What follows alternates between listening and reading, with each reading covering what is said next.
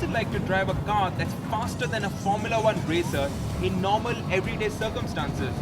Well, truth be told, it's actually very easy. It's very responsive, agile, the controls are light, responsive, tactile. It's almost like a pussycat.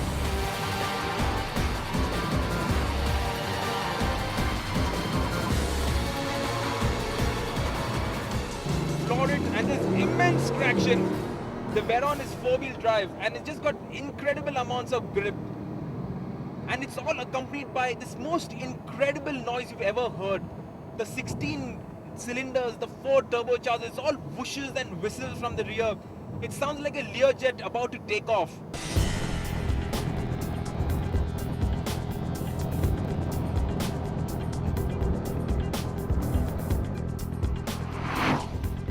I'm in 4th gear doing around 100 and I step on the throttle and the acceleration is so strong, it's like you're doing a launch control run in a Porsche 911. To handle all that torque, there's this 7-speed twin-clutch DSG gearbox, which shifts like a Formula One gearbox. The shift takes just 0.15 seconds. Bang it into sport mode and she goes down 2-3 gears depending on what speed you are at. And then there's this noise.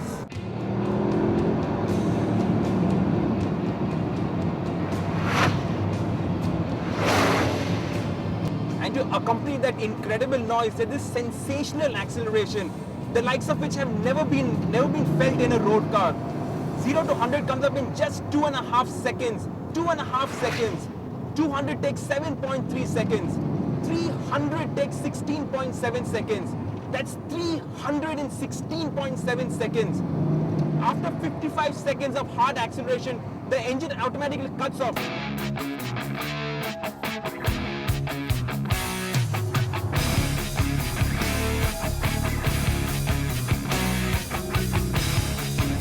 This isn't just fast in a straight line, but it handles almost like a go-kart. It's terrific. I can't even comprehend how good the handling is. I'm enjoying this car. I'm not scared of the car. You should be scared if you're driving a 1.1 million euro car. But it's so confident, inspiring, it's so fluid, it's so tactile, that it's just a joy to drive.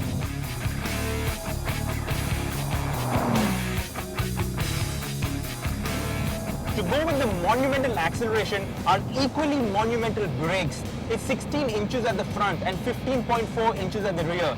16 inches, that's almost bigger than the wheels of a Scorpio. And it gives it incredible braking performance. 100 to 0 takes 2.3 seconds. That's actually quicker than the car accelerates from 0 to 100, which takes 2.5 seconds. You brake hard from 200 and the rear spoiler pops up, which acts as a further air brake.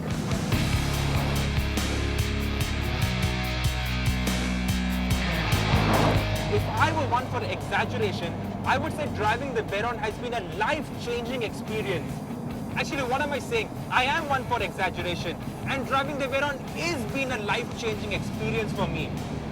Cars, no, speed will never be the same again, and there will never be anything like the Veyron again.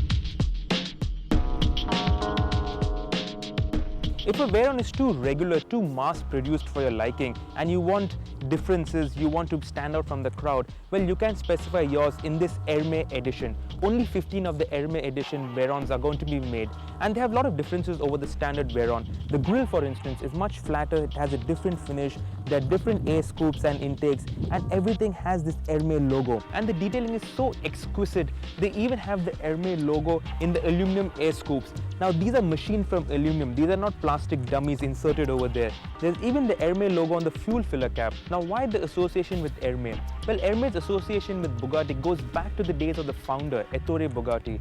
Ettore used to run race horses, and the saddles for his race horses were crafted in the exquisite leather supplied by Hermé. Hermé is a French French luxury goods manufacturer, and if you compare it with, say, Louis Vuitton makes 7 million bags, leather cases a year, whereas Hermès makes only 500,000. Now that's the difference. Hermès is very niche, very exclusive, and if you want an exclusive Hermès edition Veyron, you got to pay 470,000 euros more than the 1.1 million for a regular Veyron.